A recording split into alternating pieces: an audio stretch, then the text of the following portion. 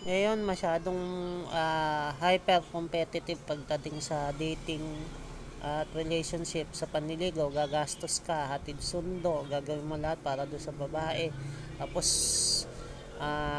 papakasalan mo, gagastos ka sa kasal, gagastos ka sa ring, gagastos ka sa pang-araw-araw niyang sa pang-araw-araw na gastusin. Ganun din sa mga anak nyo. Tapos sa masama pa, pag nakahanap pa ng iba yan, didiborsyo ka. Diba? Gagastos ka sa diborsyo, gagastos ka sa sustento niya. Sustento mo pa ng alimony yan. Saka pamamanahan mo pa. Visit nga yung ganyan eh.